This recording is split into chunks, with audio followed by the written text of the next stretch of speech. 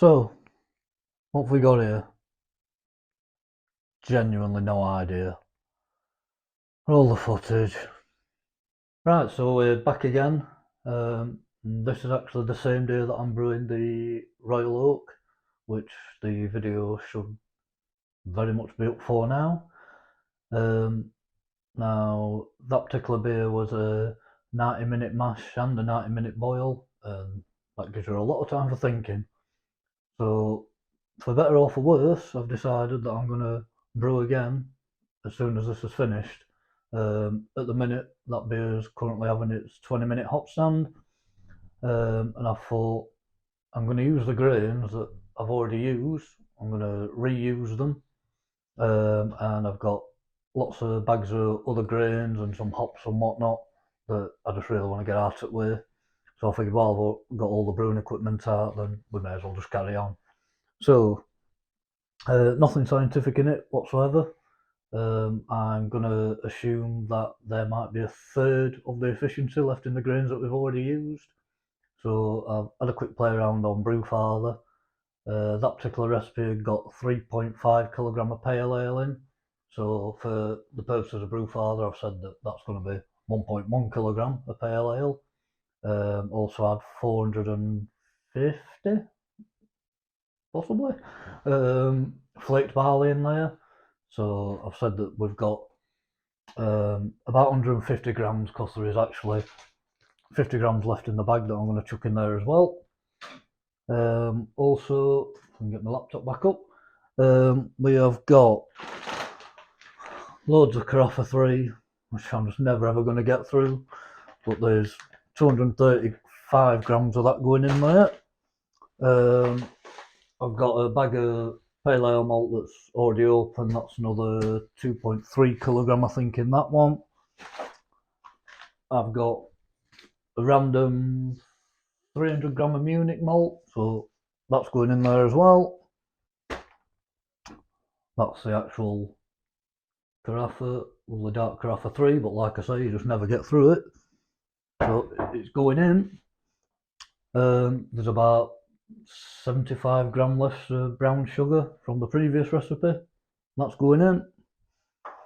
And then what we got? Magnum.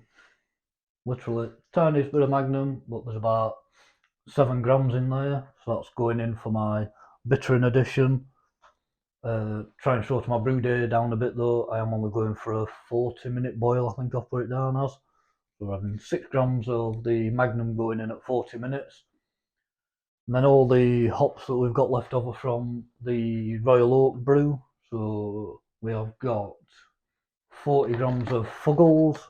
So that's going to go in with 20 minutes left in the boil. We've got 45 grams of East Kent Goldings left. We're chucking there in 15 minutes left in boil. And then this is Brewer's Gold, which I've never ever used before. Can't imagine it's that much different to East Kent Goldings and the other kind of Goldings varieties. But that's a 100 gram bag that I got sent in a mystery hop selection that I bought. But when they arrived, they were already out of date. So they just need using. So they're going in as well. According to Brewfather, like I said, nothing scientific with the efficiencies that I'm estimating I'm going to get from the spent grains already. But Brewfather's reckoning coming out about 4.5%. So if we get anywhere near that, really, if it's like 3.5% or above, then that'll do me. So yeah, like I said, I've got to finish the Royal Oak one because I need to get that into the fermenter now. But then it's literally, at the minute, I've got 20 litres in my Pico boiler of water warming up just so I can chuck that straight into the Brewzilla as soon as that's empty and start kicking off the brewing process again. But I'll be back when I'm mashing in and whatnot, and we'll see how we get on. So here we are again. Literally just taken the Royal Oak out of the Brewzilla. That's what's left in the bottom, so not really bad. Not that much debris in there. We're literally going to pop the grain. So that's the spent grain from the Royal Oak. Gonna pop the mash tun straight back in there, pour 20 litres of water in it and then mash my other grains in. Like I say, who knows what's going to happen, but it'll make beer.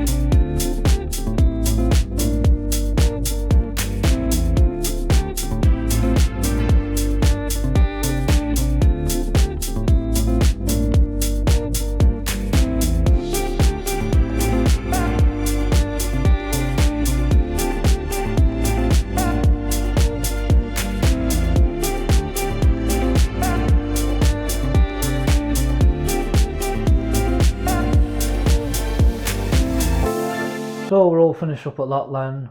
Got 15 litres out of the brew cellar, and then I've topped it up with 9 litres of cold water. So we've got 24 litres into the fermenter. Probably a bit overkill really. I think my kegs are only 19 litre ones. Now, Brewfather had this thrown together. Now, it was at this point that my microphone decided that it wanted nothing more to do with this. And so, quickly, in summary, numbers wise, Brewfather had us getting at 1042 original gravity. By the time I transferred all the weight into my fermenter and topped up with cold water up to 23 litres, we actually finished at 1035. Then we popped a packet of the Lallemand Nottingham yeast in. We've left it for just shy of 3 weeks in the fermenter, and now, God help me, but it's time for the tasting. So, answered on a postcard for what this beer is. I've genuinely got no idea how it'd even be classed. So, it's ended up coming in at 3.4%. As you can see, very dark beer. It's not jet black, but it's very, very dark brown. It's got a certain twang to it coming off the nose. It's very dark fruity. Now, Brewer's Gold, like you can see in the footage, I had no idea what Brewer's Gold was, but having now read the descriptors, and unfortunately I have had a couple of these ones already, it is very much black currants. So yeah, quite heavily blackcurrant kind of twang to it. Not so sure whether it's in a good way or a bad way. Really can't make my mind up about the beer. It's been sat in the keg now for over 3 weeks. I think it's about 24 days according to Brewfather that it's been in the keg. Now, when I was trying it maybe 8 or 9 days ago, I really didn't like it, and I was thinking I'd probably end up having to throw the beer away. It was that bad. It had no redeeming features whatsoever to it. What I will say is, as time's gone on, it might avoid getting chucked down the drain. Now, like I say, it is very strong black currants and kind of hedgerowy kind of taste to it.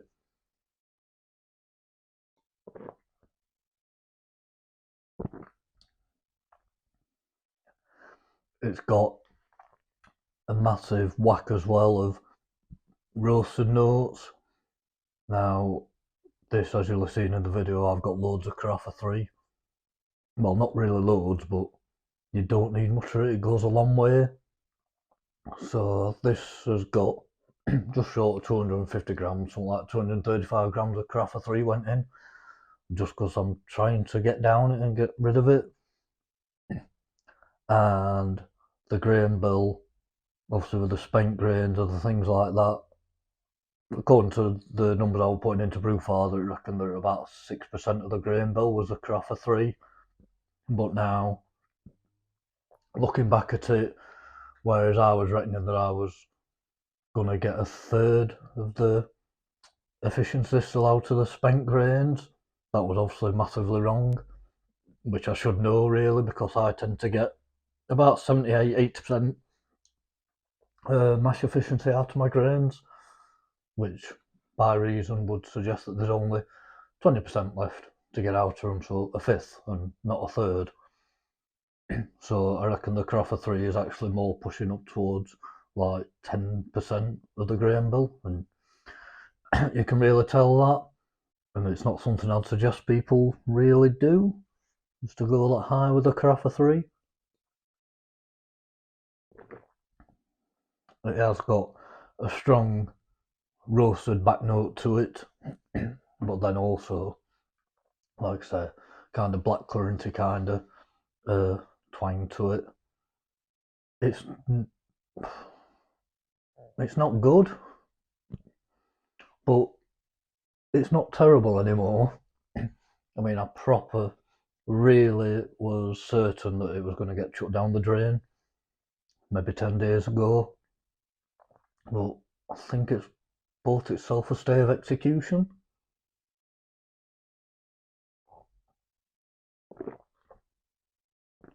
Well, previously I was struggling to even finish a pint of it. It was really bad, to the point at one point I did actually just think that it was infected. So bad were like the taste that were coming through from it. But I don't think that at all now. I think that maybe like this has finished out at 3.4%. Now, I think that if this beer was up towards the 4.5%, which I stupidly thought that it might be able to get up to, then I think that extra ABV would actually be able to hold these flavours, and it'd actually be a good beer. Like I said, the Brewer's Gold, it's the first time I've ever used it, but it was the instant thing. Before I'd even read up on what the descriptors were, blackcurrant was what I got from it. It's probably the first time that I've ever smelt or tasted a hop and already known without reading up what the descriptors was going to be for it. Lots of times you read the descriptors and it just puts that in your mind, and that's what you then start to taste. Whereas this was the opposite. I tasted it before reading up on it, and what I tasted was then subsequently what I read. Quite a good hop actually, just it needs to be in a higher ABV beer than this, or it needs the quantities scaling down, so it's got a full 100 grams in that flame out.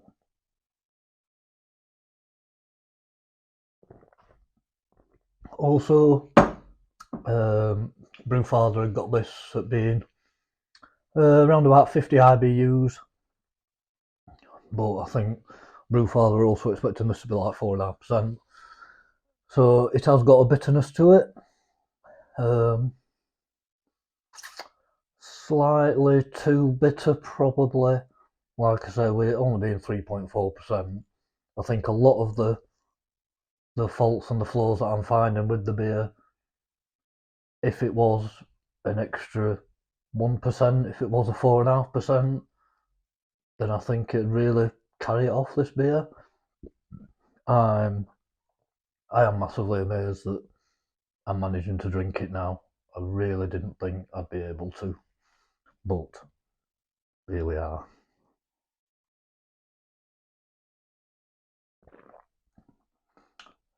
But in quick summary, don't just decide to brew complete randomly, spur of the moment, without even doing any pre-planning or anything. I literally knew that I'd got lots of like half open bags of grain. I knew I'd got the leftover hops, and another thing with them being leaf hops, don't particularly like brewing my leaf hops. It was just my previous beer was leaf hops. I just really wanted to get them out of the way, basically. But yeah, I wouldn't suggest that you just throw everything together that you've got. Actually, put a bit of time and planning in. Run some numbers through Brewfather first. Did I get away with it? Just about. But yeah, plan things, people. Right, I'm going to go finish this pint, and then you will see me for another brew day. In fact, I've already done the brew day. The footage is already edited and whatnot. Just waiting on a tasting video. So yep, I will be back in about 10 days. Until then, take care.